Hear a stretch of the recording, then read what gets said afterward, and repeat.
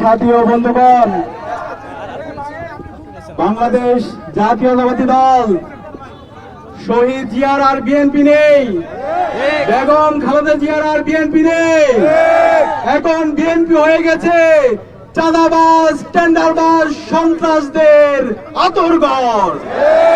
জুলাই বিপ্লব পরবর্তী আমরা আশা করেছিলাম যারা মজলুম ছিল, যারা দীর্ঘ ফ্যাসিবাদ বিরোধী আন্দোলনে আমাদের সহযোদ্ধা ছিল, তারা জুলাই বিপ্লব পরবর্তী শহীদদের আকাঙ্ক্ষাকে ধারণ করে নতুন বাংলাদেশ বিনির্মাণ করার জন্য কাজ করবে।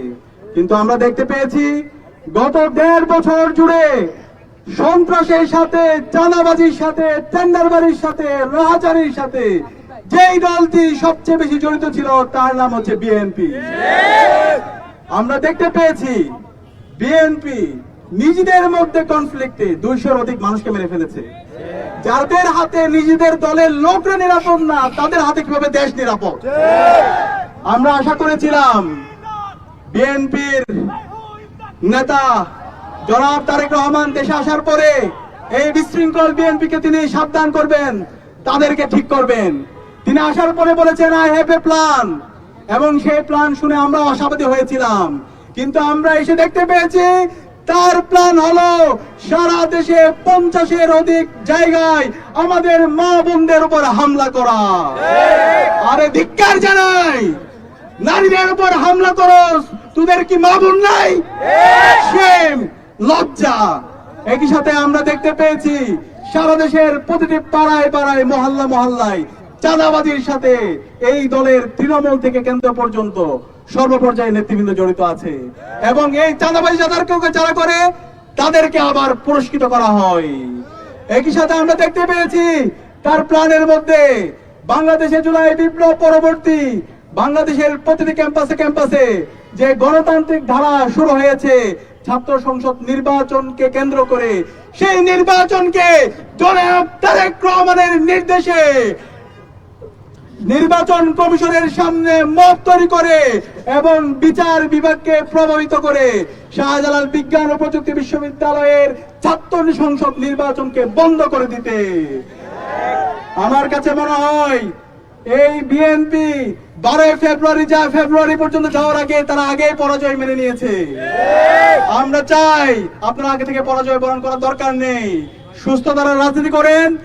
শহীদ জিয়ার যে বিএনপি, বেগম খালেদা জিয়ার যে বিএনপি, সেই বিএনপির আদর্শ বাংলাদেশপন্থী রাজনীতি করেন, তাহলে আপনাদের যেই হারানো অতীত আছে সেটা ফিরে আসবে। আমি অনুরোধ করবো জনাব তারেক রহমানকে, এখনো সময় আছে, আপনার দলকে আপনি সংস্কার করেন। জুলাই বিপ্লবের যে আকাঙ্ক্ষা, শহীদদের যে আকাঙ্ক্ষা, সেটাকে ধারণ করেন। সন্ত্রাসী যে আছে, নারী হেনস্থাকারী যারা আছে, তাদেরকে আইডেন্টিফাই করে তাদেরকে বিচারের আওতায় নিয়ে আসেন। এবং আমরা দেখতে পাচ্ছি জনাব তারেক রহমান ঘন্টার পর ঘন্টা বক্তৃতা দেয়, কিন্তু তার সারা দেশের বক্তৃতার মধ্যে হায়ের পক্ষে আমরা কোনো ক্যাম্পেইন দেখতে পাই না। ভাই, হায়ের পক্ষে যদি ক্যাম্পেইন করতে ভয় পান, তাহলে আপনার কি অবস্থান পরিষ্কার করে আপনি কি সেই ফ্যাসিবাদী কাঠামোকে ফিরে আসতে চান? হাসিনার যে কাঠামো ছিল সেই কাঠামোকে ফিরে আসতে চান? আমরা বলতে চাই আপনার অবস্থান পরিষ্কার করেন। বাংলাদেশে যদি রাজনীতি করতে হয় এই হায়ের পক্ষে ক্যাম্পেইন করতে হবে, জুলাইয়ের আকাঙ্ক্ষাকে ধারণ করতে হবে, শহীদদের আকাঙ্ক্ষাকে ধারণ করতে হবে, ইনসাফের পক্ষে কথা বলতে হবে, এবং সন্ত্রাসী, চাঁদাবাজ, দুর্নীতিবাজদের বিরুদ্ধে জিরো টলারেন্স দিতে ঘোষণা করতে হবে। আমরা আজকে দেখতে পেয়েছি শেরপুরের মধ্যে এই বিএনপির সন্ত্রাসীরা হামলা করে জামাতের রেজাউল ভাইকে হত্যা করেছে, এবং একই সাথে এখন পর্যন্ত 10 জন মুমূর্ষু অবস্থায় আছে। প্রায় 100-এর অধিক জনতা তারা আহত অবস্থায় হাসপাতালে আছে।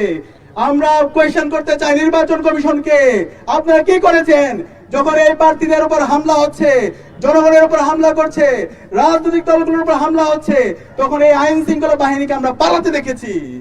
আপনারা যদি এভাবে এই নাগরিকদের নিরাপত্তা নিশ্চিত করতে না পারেন, তাহলে আপনাদের দায়িত্ব নেওয়ার দরকার নেই। আমরা অনুরোধ করবো অন্তর্বর্তীকালীন সরকারকে এবং নির্বাচন কমিশনকে একটি ফ্রি, ফেয়ার, ক্রেডিবল নির্বাচন করার জন্য লেভেল ফ্লাইং ফিল্ড এনশিওর করতে হবে।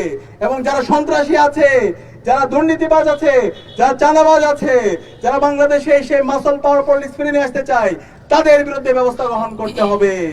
আর যদি সে জায়গায় ব্যর্থ হয়, তাহলে বাংলাদেশে জুলাইয়ের প্রজন্ম যেভাবে রাজপথে নেমে এসেছিল তার চাইতে শক্তিশালী ভাবে তারা রাজপথে নেমে আসবে। এবং সাবধান করতে চাই, যারা আমার মা বোনদের উপর হামলা করছেন, ওই কাপুরুষের দল, তোদেরকে সাবধান করে দিচ্ছি, আর কোন আমার মা বোনের উপর যদি হামলা হয়, তোদের ঠিকানা এই বাংলাদেশে হবে না। আমরা বলতে চাই, জুলাই বিপ্লবে খুনি হাসিনা, নিষিদ্ধ ছাত্রলীগ 15 জুলাই আমাদের বোনদের উপর হামলা করেছিল, আমাদের ভাইদের উপর হামলা করেছিল। এই হাসিনার ঠিকানা এই বাংলাদেশে হয় নাই। এই ছাত্র জনতার বিপ্লবের মাধ্যমে হাসিনা এই দেশ থেকে দিল্লিতে পালিয়েছে। আপনারা যদি সেই হাসিনার রাজনীতি করতে চান, সেই সন্ত্রাসের রাজনীতি করতে চান, আমার মা বোনদের উপর হামলা করেন, এভাবে রেজাউল ভাইদের উপর হামলা করেন, তাহলে আপনাদের এই ঠিকানা এই বাংলাদেশে হবে না। আমরা অনুরোধ করব সকল রাজনৈতিক দল, সকল ছাত্র সংগঠন, সিভিল সোসাইটি, মিডিয়া সবাইকে দায়িত্বশীল আচরণ করার জন্য। কেউ যদি এই ফেসিবাদী কাঠামোকে রেখে দিতে চান, এই ফেসিবাদের দালালি করেন, তাহলে এই দালালদের মুখোশগুলো আমরা উন্মোচন করে দিব। আমরা কাউকে আর সহ্য করবে না। আমরা অনুরোধ করব অন্তর্বর্তীকালীন সরকার এবং নির্বাচন কমিশনকে রেজাউল ভাইয়ের হত্যার সাথে যে সমস্ত খুনিরা জড়িত আছে তাদেরকে দ্রুত সময়ের মধ্যে বিচারের আওতায় নিয়ে আসতে হবে। এবং এই খুনের মাস্টারমাইন্ড যারা আছে সবাইকে বিচারের আওতায় নিয়ে আসতে হবে। আজকের এই আয়োজনে উপস্থিত হওয়ার জন্য বিপ্লবী ছাত্র জনতাকে এবং সাংবাদিক বন্ধুদেরকে ধন্যবাদ জানিয়ে আমি আমার কথা এখানে শেষ করছি। ইনকিলাব জিন্দাবাদ। ধন্যবাদ। আমাদের আজকের বিক্ষোভ কর্মসূচি